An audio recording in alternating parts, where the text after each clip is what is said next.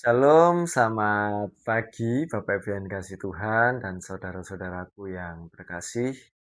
Berjumpa lagi dengan saya Rivaldi Anjar di program Pagi Menyapa. Dan saat ini kita akan merenungkan firman Tuhan dan sebelum itu mari kita berdoa. Ya Tuhan Yesus, kami bersyukur bahwa Engkau masih menyertai kami sampai di detik ini. Dan Engkau juga memberikan kami kesempatan untuk Engkau sapa melalui firman yang akan kami dengar dan kami baca.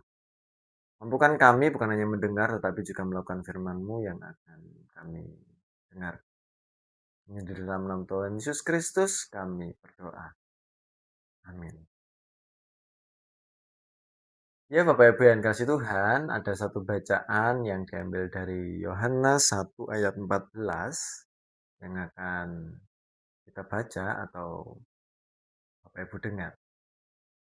Yohanes 1 ayat 14, saya akan membacakannya di terjemahan baru edisi 2.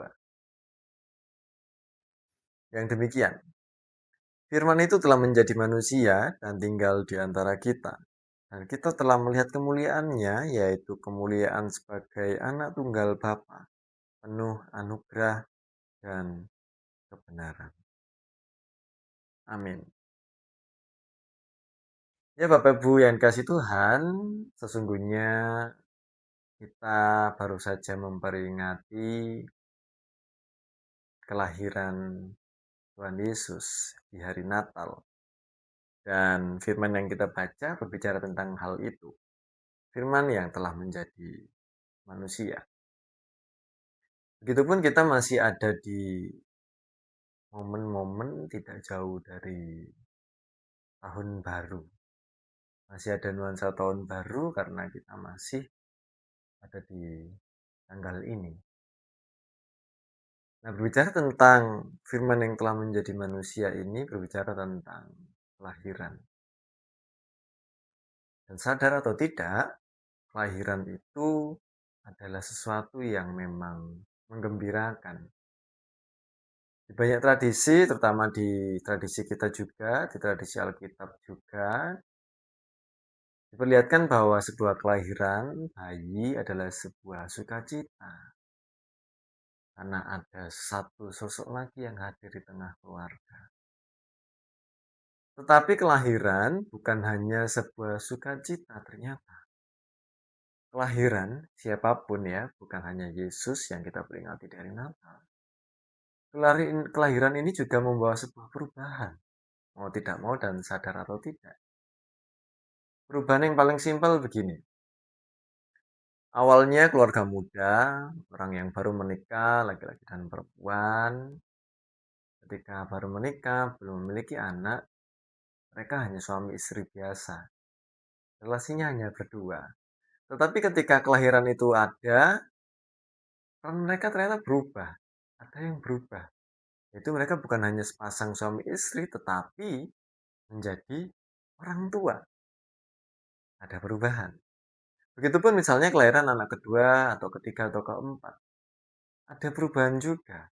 Yang awalnya anak ini anak tunggal, lalu ada perubahan sosial, perubahan peran. Akhirnya dia menjadi kakak. Dan kakaknya menjadi kakak lagi nanti kalau memang ada kelahiran lagi. Dan ternyata kalau kita hayati, kelahiran ini bukan hanya membawa sukacita, tetapi membawa perubahan.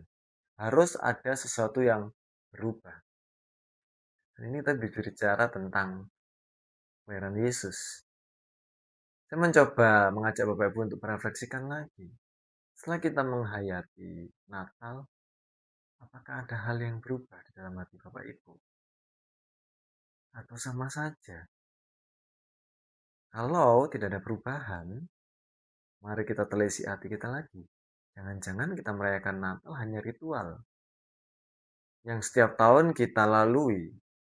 Setiap tahun kita melalui Natal ya sudah, tidak ada hal yang baru.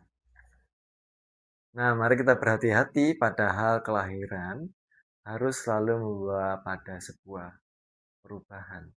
Yesus pun kelahirannya membawa perubahan, keselamatan bagi dunia. Bagaimana dengan hidup kita? Kalau hidup kita tidak ada yang berubah, perilaku kita tidak berubah, iman kita tidak semakin kuat, dan kita tidak semakin menjadi baik sebagai pengikut Kristus, ada hal yang salah. Jangan-jangan kita hanya euforia melihat kelahiran dengan bersuka cita, tetapi lupa pada perubahan itu sendiri. Nah, firman ini mengingatkan kita, juga karena tidak jauh dari tahun baru 2026, mari cari dan renungkan kembali apa yang ingin Bapak Ibu ubah dalam kehidupan Bapak Ibu untuk menghayati kelahiran ini. Kelahiran adalah ajakan untuk mengubah sesuatu, minimal di dalam hati dan kehidupan Bapak Ibu sendiri. Kehidupan kita, adakah sesuatu yang buruk yang kita alami, yang kita lakukan bertahun-tahun, dan di momen kelahiran ini, mari kita membawa sebuah perubahan.